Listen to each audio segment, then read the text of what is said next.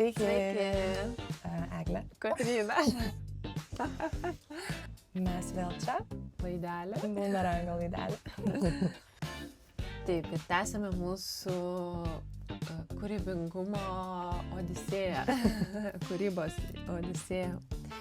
Tai gavome kitą klausimą, kurį norėtume pasidalinti su jumis. Tai klausimas skamba taip. Aš jaučiuosi įstrigus tarp ieškojimo ir rimto kūrimo. Tai jau kai nusprendžiam, kad kažką kūriam, ar ne? Kaip pasirinkti kelią, žodžiu. Ar aš dar vis eksplorinsiu, ar jau laikas kurti.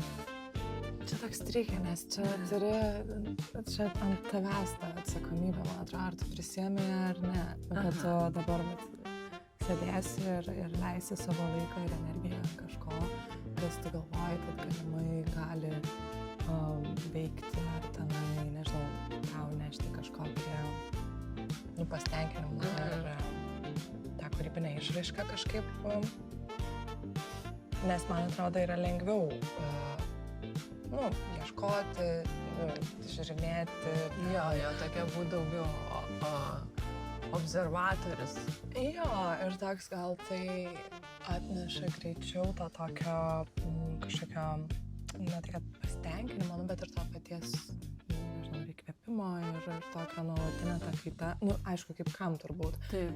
Bet duoda to tokio įdomumo kažkokio, kas jeigu tu nusprendai jau rimtai kažką kurti, tai tas kelias nebus būtinai vien tik tai fun ir jis su savo įvairiais ups and downs. Tai, o kaip nuspręsti? Gal jau vien, kad tu tai galvoji apie tai, jau toks yra, Pradžia. Gal reiktų pabandyti. Pradžia į tai. Man kažkaip gal būna, kad tas norėjimas sukurti kažką vertingo, naudingo žmonėms, ar ne, ateina iš to tokio vidinio taško ir aš esu turėjus periodų, kur tiesiog eksplorinu ir labai daug.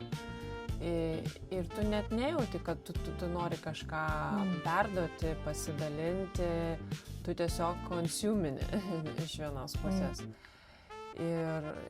Bet jeigu ateina laikas, kad jau subręsta ir idėja ir atrandi tą formą išraiškos, kuri tikrai tau tiktų, tai tu tiesiog negali sustabdyti to proceso, kai jau laikas ateina kurti kažką rimto.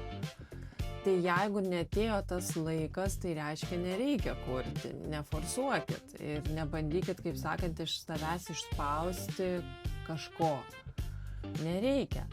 Kai ateis laikas, kai jūs jausit, kad jau vos ne jūs kaip ir šaukia tą kūrybą, ar ne, tai čia neįmanoma sustabdyti to proceso.